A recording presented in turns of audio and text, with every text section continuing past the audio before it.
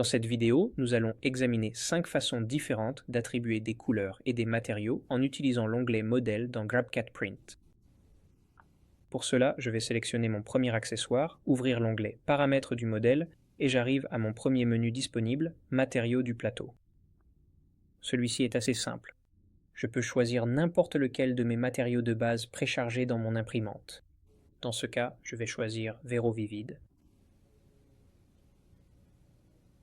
Passons à l'accessoire suivant et notre prochaine option est le sélecteur de couleurs.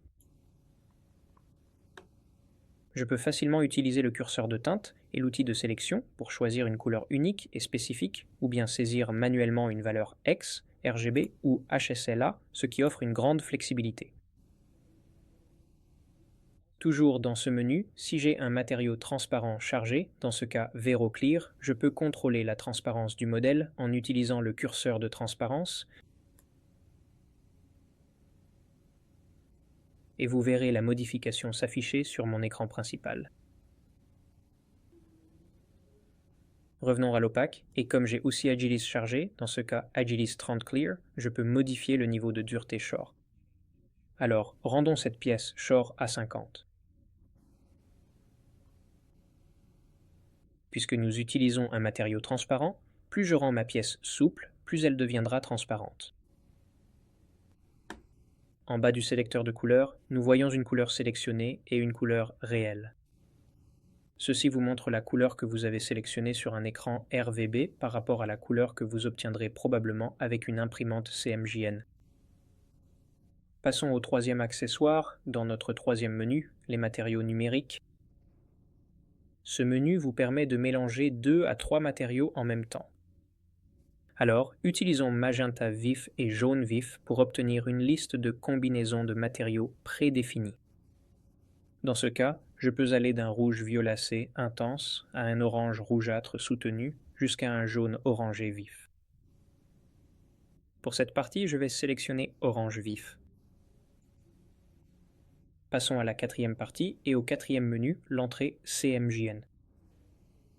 Le menu d'entrée CMJN vous permet de contrôler précisément le pourcentage de chaque matériau coloré ajouté afin de créer une couleur ou une transparence unique. Je peux donc utiliser Vero cyan vif, Vero magenta vif, Vero jaune vif. Je pourrais utiliser du noir mais je n'en ai pas actuellement chargé dans cette configuration. J'utilise Vero Pure White et T pour la transparence qui correspond à Vero Clear. Créons donc une couleur personnalisée. Mettons 15% de Cyan Phi, 15% de Magenta V. Nous allons mettre 30% de jaune, ce qui nous amène à 60. Ajoutons donc encore 20% de blanc et 20% de transparent. Remarquez que je ne pourrai pas appliquer cette couleur tant que mon mélange total n'atteint pas 100%. J'obtiens un aperçu de la couleur, dans ce cas une sorte de brun beige. Je clique sur « Appliquer » et la couleur est appliquée à ma pièce. Passons à la dernière partie, et notre dernière option est le menu Pantone. Dans ce menu, je peux saisir un code Pantone spécifique, un code hexadécimal ou une valeur RVB pour trouver rapidement un code Pantone associé. Ou bien, je peux parcourir ce curseur pour trouver différents codes Pantone dans le menu. Pour cet exemple, je vais chercher le Pantone 2249 qui est une sorte de vert. Et vous remarquerez qu'à côté de chacune de ces options Pantone, il y a cet indicateur. Cet indicateur affiche à quel point cette couleur correspondra précisément lorsqu'elle sera imprimée sur un nuancier Pantone. Ainsi, un cercle aux 3/4 rempli, comme celui qui est mis en évidence en ce moment, indique une correspondance précise, et les différences sont généralement mineures et acceptables.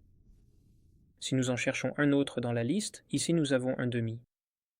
On verra qu'une légère différence visible peut apparaître entre la couleur imprimée et le nuancier Pantone. L'acceptabilité variera selon le projet. On pourrait voir un quart. Et puis, si l'on descend tout en bas, on trouve un point d'exclamation qui indique qu'une différence visible majeure peut être observée entre une couleur imprimée et le nuancier Pantone. Et encore une fois, l'acceptabilité varie selon le projet. Le menu Pantone ne signifie pas que vous pouvez imprimer chaque couleur Pantone avec précision. Mais ce qu'il permet de faire, c'est de vous permettre de prédire plus facilement quelles couleurs seront fidèlement reproduites par votre imprimante avant même d'avoir besoin de les imprimer. Donc, je sélectionne le 2249C et j'ai appliqué cette couleur Pantone en particulier qui correspond exactement à mon accessoire final.